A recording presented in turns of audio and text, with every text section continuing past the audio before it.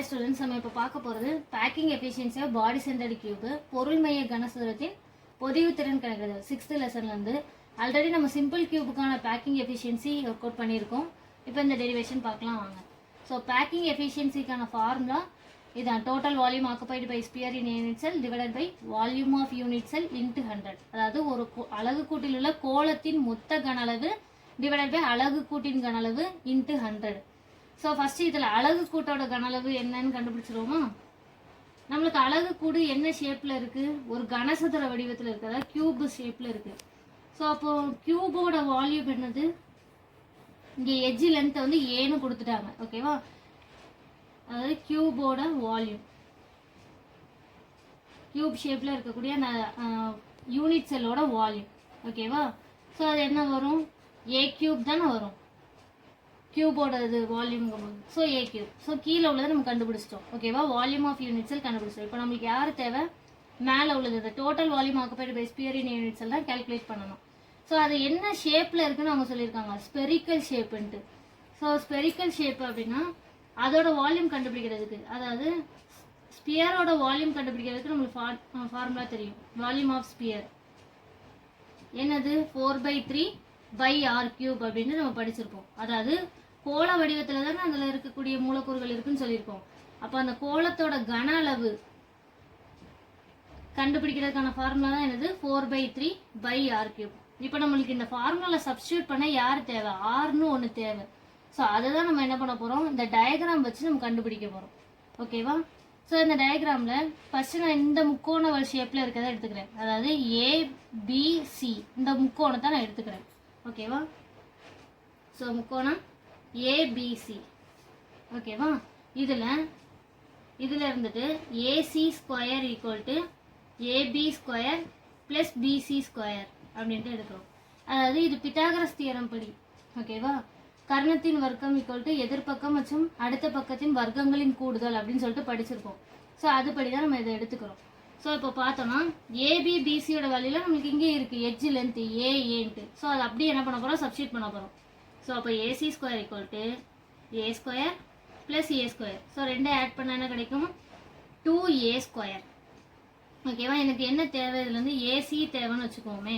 So இப்போ AC வேணும்னா இந்த வேல்யூக்கு எப்படி என்ன பண்ணணும்? ரூட் எடுக்கணும். So √2a square.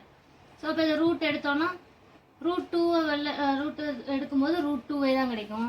ஏ ஸ்கொயர் ரூட் எடுக்கும்போது என்ன கிடைச்சிடும்? வெளில எடுக்கும்போது ஏ மட்டும் தானே இருக்கும். ஸோ √2a, ஓகேவா? ஏசியோட வேல்யூ. இன்னொரு ட்ரையாங்கிள் நான் எடுத்துக்க போகிறேன், இன்னொரு முக்கோணம் ஏசிஜி, இந்த பெரிய முக்கோணம் ஏசிஜி, ஓகேவா? ஸோ முக்கோணம் ஏசிஜி. ஸோ ஏசிஜியில் AG square equal to AC square plus CG square, ஓகேவா? நம்மளுக்கு இங்கே ஏசியோட வேல்யூ தெரியும். ஏசியோட வேல்யூ இங்கே மேலே தானே கண்டுபிடிச்சி வச்சுருக்கோம். ஸோ அப்போ AG square equal to AC ஸ்கொயரோட வேல்யூ என்னது? √2a the whole square plus சிஜியோட வேல்யூ என்னது? இந்த டயக்ராமில் இருந்து ஏ ஸ்கொயர், ஓகேவா? அப்போ இதை ரெண்டே ஆட் பண்ண நம்மளுக்கு என்ன கிடைக்கும்? இதுக்கு ஏஜி ஸ்கொயர், ஓகேவா?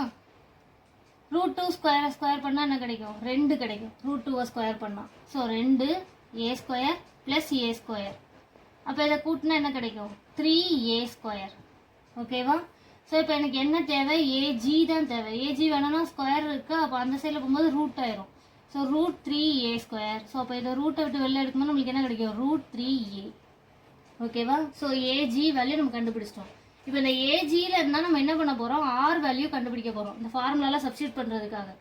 ஸோ இங்கே பாருங்கள், இந்த டயக்ராமில் நல்லா பாருங்கள். ஏஜி இதுக்கு இடையில 1 2 3 3 ஸ்பெரிக்கல் இது இருக்க மாதிரி கொடுத்து ரேடியஸ் கொடுத்துருவாங்க. ஒரு இதோடது வேல்யூ 6, இன்னொரு இது 2r, இன்னொரு இது 6. அப்போ எல்லாமே இந்த இதில் தான் இருக்குது, இந்த லைனில் தான் இருக்குது. ஸோ அதை எல்லாத்தையும் மொத்தமாக ஆட் பண்ணால் எனக்கு யார் கிடைப்பாங்க? ஏஜி வேல்யூ, ஓகேவா?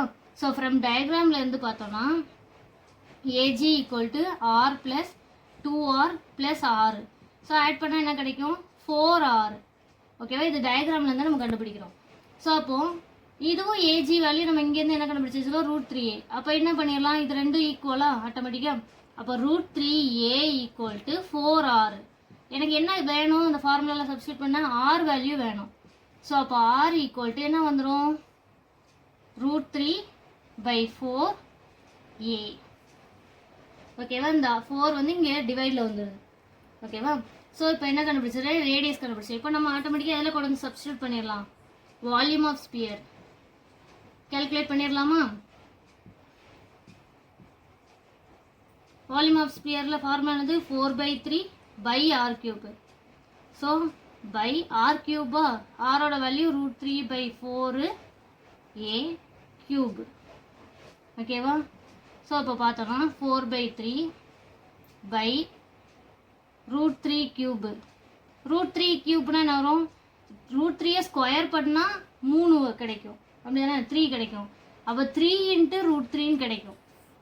ஒரு ஸ்கொயர் பண்ணால் 3 கிடைக்கும். அப்போ அது போய் இன்னொரு இது வேல்யூ இருக்குல்ல, √3 டிவைடட் பை 4³ வேல்யூ எடுது 4 4s are 16, 16 4s are 64 × a³. ஓகேவா, ஸோ இதை எந்த அளவுக்கு சிம்பிளிஃபை பண்ண முடியும்னு பார்க்கலாம்.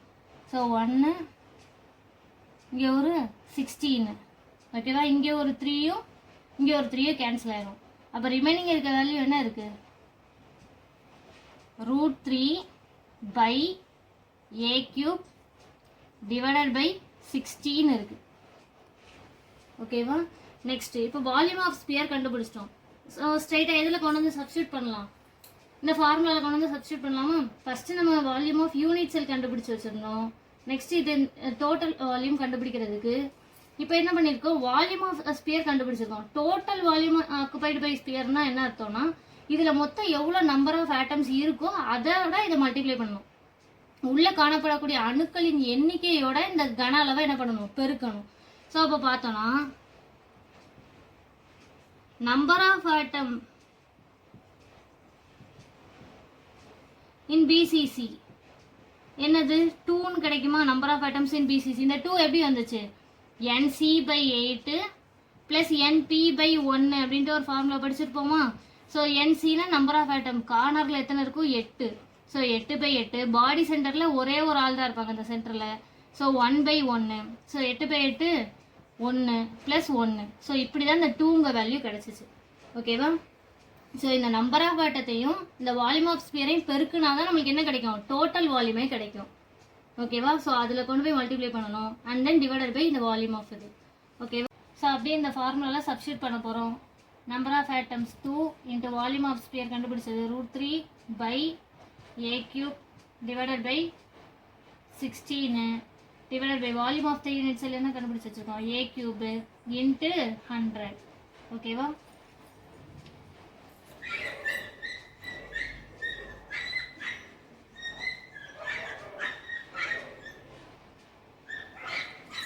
ஸோ இதை சிம்பிளிஃபை பண்ணலாம். 2ல் இது எத்தனை தடவை இருக்குது, 8 டைம்ஸ். இந்த 16 வந்து 8 டைம்ஸ் இருக்குது. a³ கேன்சல் ஆயிரும். அப்போ ரிமைனிங் யார் இருப்பாங்க, √3/8 × 100. ஓகேவா, √3யோட வேல்யூ 1.732 × பையோட வேல்யூ 3.14 × 100 டிவைடட் பை என்னது 8. ஸோ இதை சிம்பிளிஃபை பண்ணோன்னா நம்மளுக்கு கிடைக்கிற ஆன்சர் 68%. இதுதான் யாருக்கான பேக்கிங் எஃபிஷியன்சி, பாடி சென்டர் கியூபுக்கான பேக்கிங் எஃபிஷியன்சி வேல்யூ. ஓகேவா, இதுக்கடுத்த வீடியோவில் ஃபேஸ் சென்டர் கியூபுக்கானது பார்க்கலாம். முகப்பு மைய கனசதுரத்தோட பொதிவு திறன் பார்க்கலாம். இந்த டெரிவேஷன் உங்களுக்கு பிடிச்சதான் சப்ஸ்கிரைப் பண்ணுங்கள், உங்கள் ஃப்ரெண்ட்ஸ் எல்லாத்துக்கும் ஷேர் பண்ணுங்கள். Thank you student.